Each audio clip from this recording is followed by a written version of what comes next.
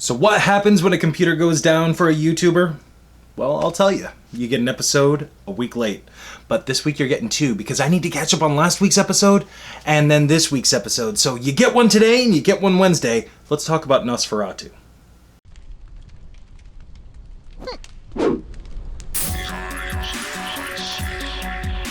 What is up, guys? I am Robbie from the Nerdynomicon, and you found me and you found the channel. If this is your first time here, how you guys doing?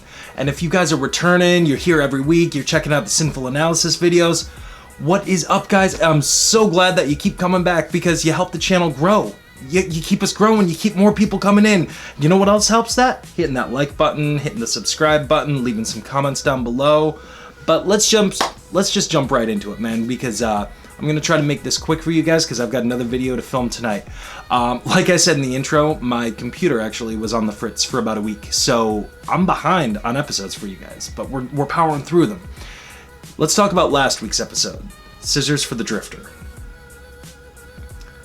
This one was slower than the previous episodes. It tried to capture a lot more emotionality, which I liked, don't get me wrong, but it kind of lessened the pace of the horror that we were getting so accustomed to. You got to see a feeble Charlie Manx trying to have Bing help him out, and I believe somewhere in Colorado, get his Wraith up to snuff, get that fixed, and you get to see what happens when the Wraith is broken and then gets fixed, and it's a frightening transformation that, you know, I guess has some side effects to some, random passerbys. That was definitely cool, but I want to spend the majority of the episode talking about the relationship between Vic and Vic's parents. Seeing her go to town on her dad and, just light into him, it was cathartic in a way. It's something that needed to be said to her dad because he's been kind of a piece of shit this entire season. And we've gotten to see the dissolution of the final dissolution of a marriage in a very, very toxic way. A very toxic marriage, of course, is going to end toxic. But this forces you to look at what happens to the kids. And it forces you to come to the grips and realization, maybe this should have happened years ago. Maybe they should have split a long time ago. Maybe Vic wouldn't have this pent-up anger and rage and resentment, these feelings of worthlessness that she quite obviously has.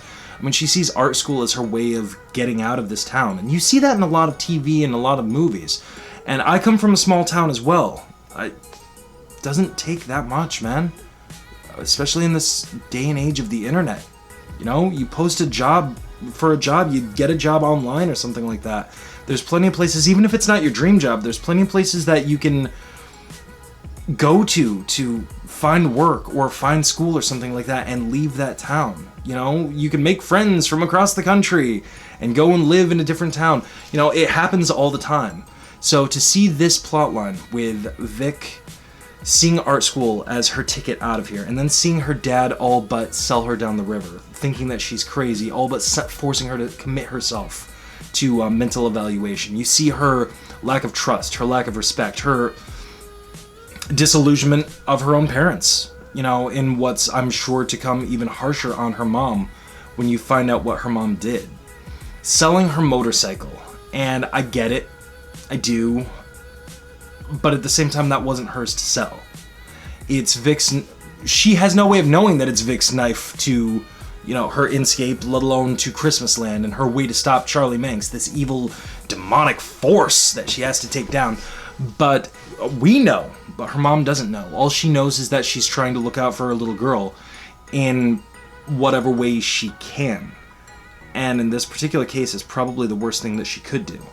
When you see how Vic is asserting her dominance in her own life, asserting her own independence, breaking away from her mom, cutting the apron strings, if you will. To do something like this, it feels like the last-ditch effort of a parent that's trying to hang on to any semblance of control, to trying to keep their child there. And when it all comes back to the marriage situation to me, when you see the way Vic's mom and dad split, and when you're seeing flashbacks to their marriage previously, you start to understand the psychology of what's going on there. And unfortunately, the sins of the parents are often visited upon the children. So projection of their own lack of control falls down on the child. And that's pretty much what we're seeing here. An attempt to try to keep Vic safe. An attempt to try to keep her normalized. She did just get out of, a psych ward. Is ultimately the worst possible thing her mom could do at this point. And, I mean, pick me. I could have told you that right from the beginning, Ms. McQueen. I really could. But what do I think about this episode? I think it was good. I really do. It was obviously far more emotional than a lot of the other episodes have been. But I think that a beat needed to be taken. This episode didn't really give us a whole lot of exposition. It forced us to really reflect on the characters that we have and the establishment that the show has given us right now for them, which I appreciate. I do. The downside is there's only 10 episodes. There's only 10 episodes. And I want so much more horror. I want so much more awesome. If it was a Netflix series, with 13 episodes, like they gave Daredevil or something like that, I could see spending more time on, character development in this particular way. But we've only got 10, and there's so much story to be told. So, I'm struggling to call it a waste of an episode because I don't see it as such, but it wasn't the most powerful of one either. But hey, what do I know, man? I'm only a pop culture junkie. What do you guys think? Let me know in the comment section down there below. Don't forget to like and subscribe, and I will see you guys in 2 days for the review of next week's episode. And then, I promise, we're going to get back to our routine. So, yeah. See you then.